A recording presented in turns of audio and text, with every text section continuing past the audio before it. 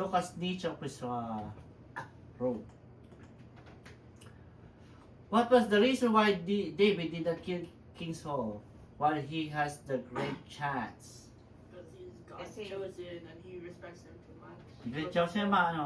Kasi, Say what? Because what? Say what? chosen. He's chosen? Okay. He can't kill God's anointed. Isa Right. siya inanoy. He was the Lord's anointed. Because Why is he anointed?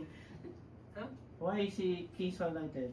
Because of so, What? Samuel. Someone. What is the title Of what? of King Saul? The house of Saul. The first First King Israel? of Israel. The house of Saul. That's his title. Title. Yeah, the house of Saul. That's That's it. his title.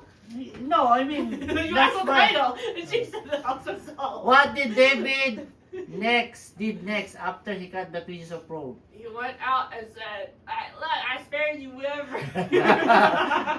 See, I have your hand here. I could have killed you, but I didn't. He paid his homage. He paid respect. to Kasi the nga may king. ginagawa eh. Pay his homage. He said, respect He's to doing King Saul. something. Okay? What did King Saul's reaction after discovering David were also in the same cave? Shocked. He's shocked. Why? He was Why is she gonna be? What's supposed to be? He's gonna say, He has to finish what he's doing. no, this is done. This is done. Okay. This is say, oh, I went there. I just did my thing. And David's there. They saw me. Okay. So I hope we can finish this. How many more minutes do we have? Timer. Huh? Anong nangyari sa second honor? What happened to second honor? What's his title? The House of Saul. How many more? Huh? Just wait. You must wait. Okay, so I will review. This is all everything. Okay, this is all everything that we read from 43 to 48. And then we discuss that God is trying Israel to be different, not copying what is the Egypt and what is the going, what is the copying, what is the Canaan will be teaching them. They have to be different. They have to eat what the God saying. They have to act what God saying. They have to love their enemies because they want to be a different people because they're the one leading the people. Because God has chosen them. Okay? Mhm. You question that? Okay. And we discussed what the Romans did to Jesus, but Jesus still loved them, right? Mhm. Show goodness to them, even though they did horrible things. They crucified him.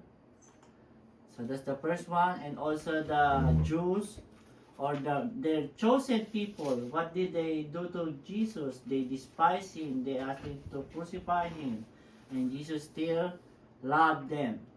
Okay? Even his own kind of people. And we also discussed Stephen because he said maybe Jesus can do it because he's the Son of God. But Stephen is example of a normal man that can do the same thing. What is the story? He was preaching and telling the right thing, but they accused him and making him stop, and then ended up stoning him. But instead of getting mad at them, what is his position? He kneeled because he is not like blocking the stones. He kneeled because he want to pray for those people that who are stoning them. Okay? So that's act of love for enemy. Nasaan na? Okay. And what is this? We discussed this? This is like all the people that you wanna just love, like you choosing a girl or a man. You have a thing that you have a thing that you wanna like, and the rest you don't like. Okay, which is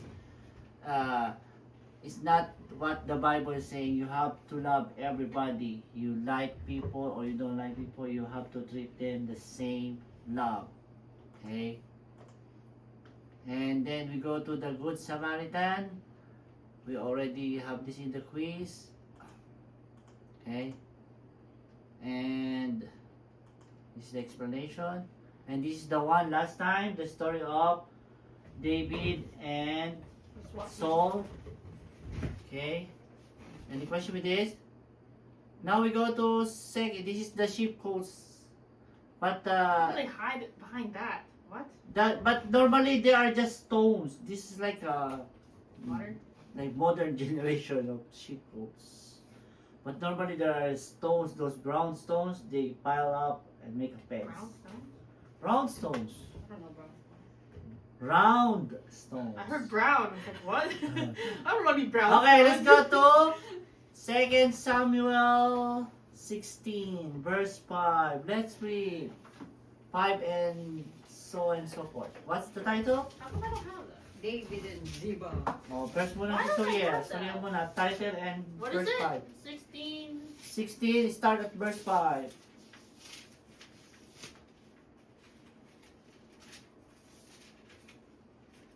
Surya, go. Title. Shimei, What? Shimei. Shimei, David. Shimei. Shumai. Shimei. Shimei at Sumay. Shimei at Ayan. curses David.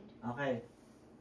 When King David came to Bahurim, a man of the family of the house of Saul came out, whose name was Shimei, Shimei. son of Gera. No, He something. came out cursing.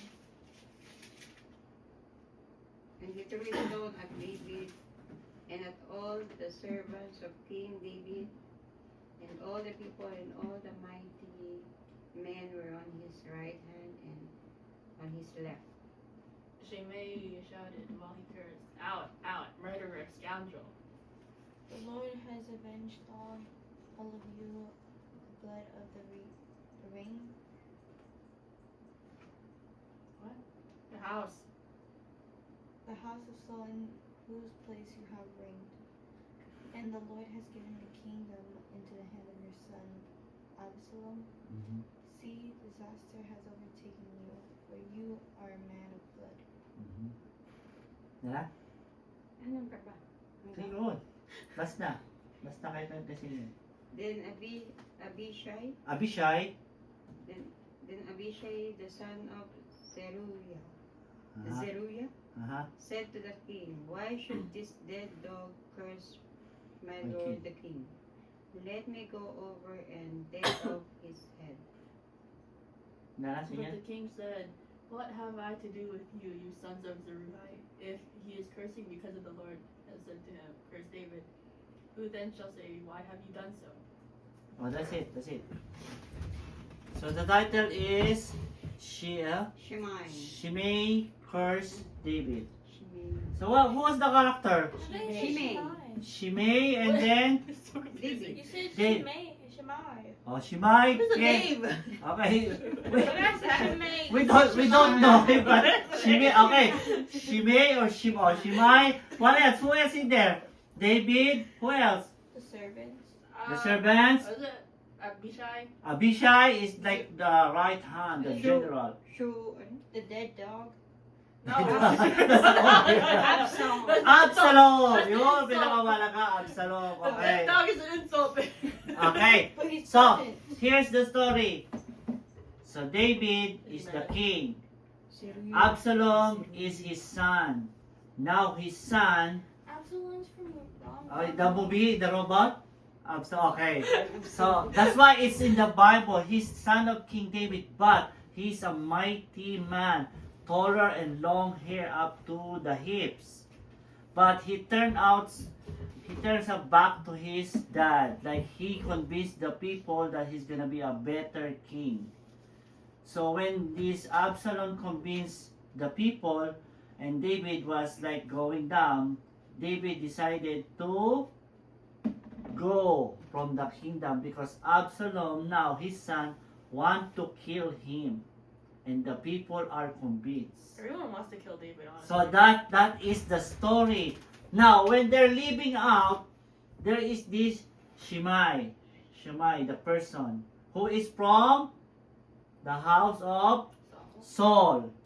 So he was gonna say, that's what you get. You take the kingdom from Saul. You're a bad king. You don't deserve, because and he is throwing stones at them while they're marching out. And who is the general? The right hand, Abishai. What is this dead dog saying about my master? See, I told you. Huh? It's an insult. It's not an actual Yeah. dead dog. So he said, let me kill this. This is like disgracing my king. But what David says, What am I to do with you? Sons of Zeruiah? okay, so I gotta go from this, I'm gonna read, okay? So, So,